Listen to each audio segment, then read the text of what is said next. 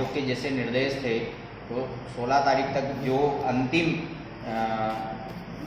नाम जोड़ने का कार्य हुआ 6 तारीख से 16 तारीख तक, उसके अनुसार जो है आज की स्थिति में 1,96,986 वोटर हो गए, जिसमें पुरुष 1,02,073 और महिला 94,910, अन्य वोटर 3, और इसके अलावा जो है हमारे सर्विस वोटर से हैं जिसमें कि सशस्त्र सेना के लोग हैं 31 ऐसे वोटर हैं, और जिनको कि हम रिटर्निंग ऑफिसर के द्वारा ETPBS जारी किया जा चुका है और उनके द्वारा जो है मतदान किया जाएगा। इसके अतिरिक्त हमारे ज़िले में 4,040 कुल 80 वर्ष से अधिक और दिव्यांग मतदाता है। इनमें से हमारे द्वारा जो है, जैसे कि निर्वाचन आयोग के द्वारा निर्देश दिया गया था, तदनुसार प्रत्येक मतदान केंद्र के जो PWD और 80 वर्ष से अधिक आयु के जो मतदाता है उनको पोस्टल बैलेट के लिए निर्देशित किया गया था। तो हमारे द्वारा 4,040 फार्म 12 वितरित किए गए, जिसके पश्चात 835 ऐसे मतदाता हैं जिन्होंने अपनी सहमति दी है और उनके द्वारा मतदान किया जा रहा है। आज तक की स्थिति में 457 मत पड़ चुके हैं, जो आज के डेटा जो है और अलग होंगे। तो इस तरह से पहले दिन हमारे 82 मत और बाद में जो है 375, ऐसे 457 मत अभी तक जो है पोस्टल बैलेट जमा हो चुके हैं। निर्वाचन आयोग के निर्देशानुसार प्रत्येक मतदाता को मतदाता पहचान पर्ची जारी की जा रही है, जिसका कार्यक्रम आयोग के द्वारा निर्धारित किया गया है और 27 तारीख तक करना है। आज दूसरा दिन है उसका, 23 तारीख से 27 तारीख तक ये मतदाता पर्ची जो है प्रत्येक मतदाता को वितरित की जाएगी। और ऐसे मतदाता जो मौके पर वितरण के दौरान नहीं मिलेंगे और उनकी सर्च करने के पश्चात अगर वो पाए जाते हैं कि वो मतदान के केंद्र क्षेत्र से बाहर है, वहां नहीं रहते हैं, तो ऐसे मतदाताओं की लिस्ट बनाई जाएगी, जिसमें 3 प्रकार की लिस्ट बनेगी। एक होगी अब्सेंट मतदाता जो वहां मौके पर नहीं मिले, एक दूसरे कैडर के ऐसे मतदाता होंगे जो वहां से अन्यत्र चले गए, कहीं शिफ्ट हो गए, तो ऐसे शिफ्ट मतदाता, और कुछ मतदाता ऐसे हो सकते हैं जिनकी मृत्यु हो चुकी है, तो डेथ। तो इस प्रकार से इसको ASD लिस्ट कहा जाता है। और ये ASD लिस्ट की मतदाता सूची के पीछे एक सूची जो है बना करके लगाई जाएगी इस तरह के मतदाताओं की, और इसमें से A और AS कैटेगरी के लोग यदि मतदान करने के लिए मतदान दिवस को आते हैं तो इनकी विशेष जांच की जाएगी। इसमें आयोग के निर्देश ऐसे हैं कि ASD लिस्ट जो बनेगी उसकी जो पर्चियां होगी वितरण से शेष रह जाएगी, बाकी मतदाताओं को बढ़ जाएगी। तो बची हुई जो शेष पर्चियां हैं, इन पर्चियों को रिटर्निंग ऑफिसर के पास में सील करके रखा जाएगा और 27 तारीख तक ये कार्य पूर्ण करना है। 28 तारीख से जो है निर्वाचक नामावली में के पीछे इनकी लिस्ट लग जाएगी। तो इस तरह से जो है यहाँ पर आयोग ने जो निर्देश दिए तदनुसार कार्रवाई होगी। इसके अतिरिक्त जो है हमारे मानदाता क्षेत्र के ऐसे वोटर जो कि मानदाता क्षेत्र के रहने वाले हैं, परंतु ड्राइवर हो सकते हैं, क्लीनर हो सकते हैं, कंडक्टर हो सकते हैं, जिनको कि निर्वाचन के दौरान जो है उनकी ड्यूटी लगेगी और वो अपने वाहनों के साथ में किसी अन्य क्षेत्र में, मतलब वहीं पर मतदान केंद्र पे न जाते हुए कहीं अन्य दूसरे मतदान केंद्र पर ड्यूटी पर जाएंगे, तो ऐसे लोगों को जो है पोस्टल बैलेट जारी करने की पात्रता होगी। ऐसे लोगों को पोस्टल बैलेट जारी किए जाएंगे। इसके लिए जो है RTO को हमने जो है प्रारूप 13, 12 और 12 को वितरित कर दिए हैं और वो भी कार्रवाई जारी है। इसी तरह से कुछ ऐसे पुलिस अधिकारी होंगे जो उस क्षेत्र में कार्य करते हैं और उन्हें भी मतदान के दिन अन्य क्षेत्र में ड्यूटी पर जाना हो सकता है वहीं पर, तो ऐसे लोगों को भी पोस्टल बैलेट या निर्वाचन कर्तव्य प्रमाण पत्र की पात्रता होगी। इन लोगों को जो है निर्वाचन कर्तव्य प्रमाण पत्र जारी किया जाएगा या फिर जो है पोस्टल बैलेट जारी किया जाएगा, जैसा उपयुक्त होगा। इसी तरह से जो है आयोग ने इस बार कोविड-19 को लेकर के स्पेशल निर्देश जारी किए गए हैं और इसके अनुसार जो है प्रत्येक मतदान केंद्र पर कोविड से बचाव के लिए जो है हमने एक टीम का गठन किया है और वह टीम जो है मतदान केंद्र पर रह करके कार्य करेगी। हमारे कुल 293 मतदान केंद्र है, इसलिए हमने 293 टीम गठन की है। प्रत्येक टीम के अंदर जो है एक स्वास्थ्य कार्यकर्ता, आशा कार्यकर्ता, आंगनवाड़ी कार्यकर्ता, आंगनवाड़ी सहायिका और 2 शिक्षक है, जिसमें स्वास्थ्य कार्यकर्ता जो है थर्मल स्कैनिंग करेगी। जिनके पास में जो है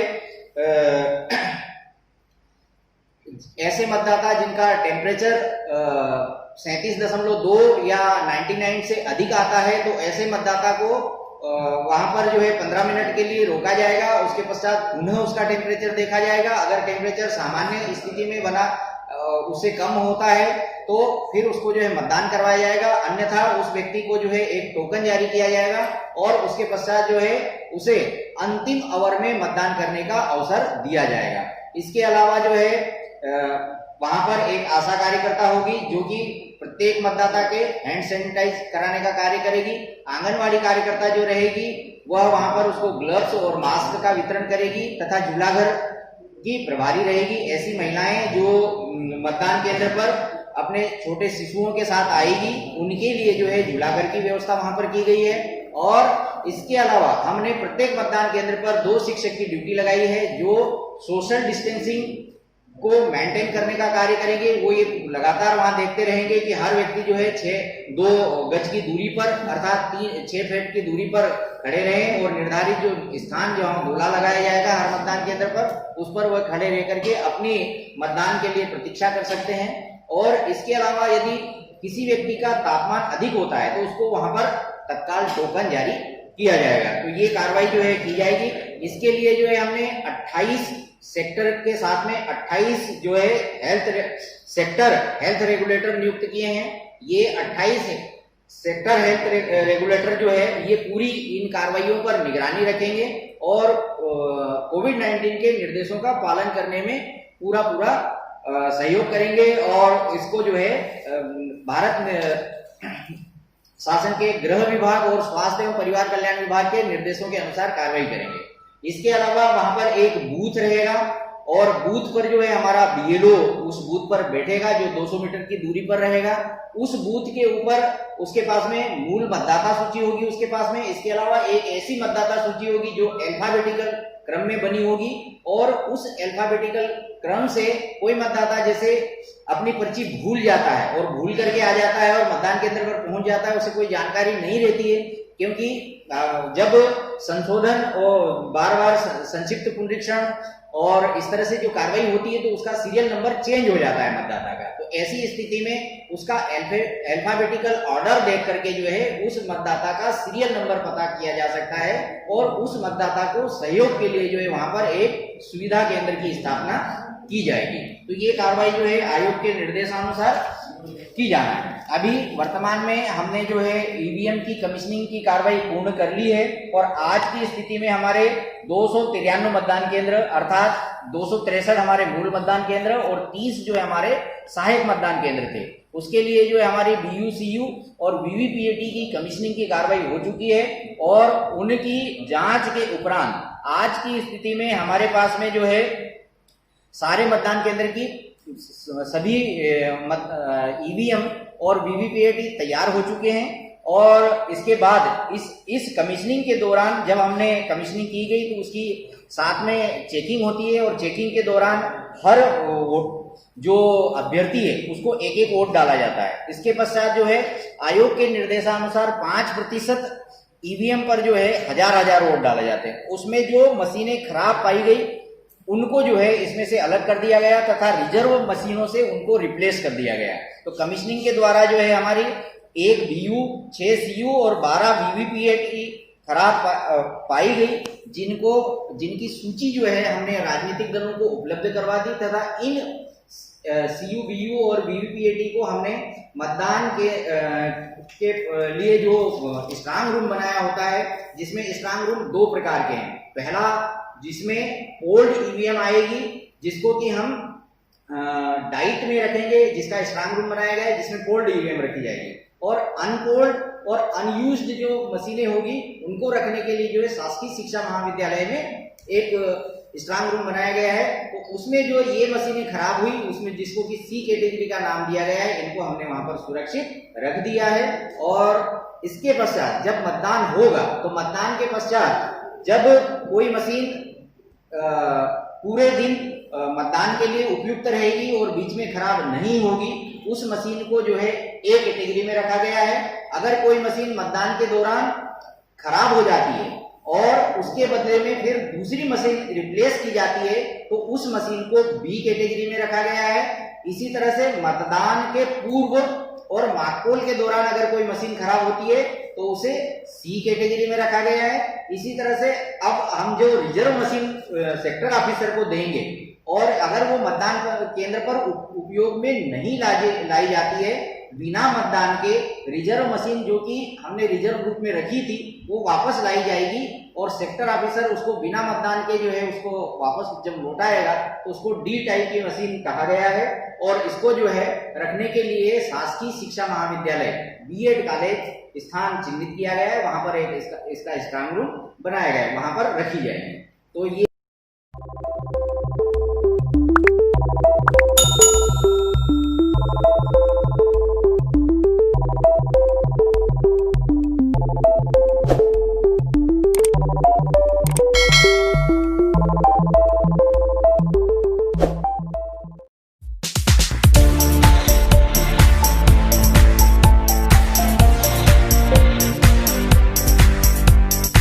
अद्भुत कृषि।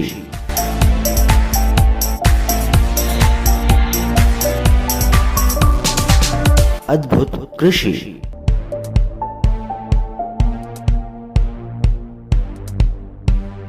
अद्भुत कृषि।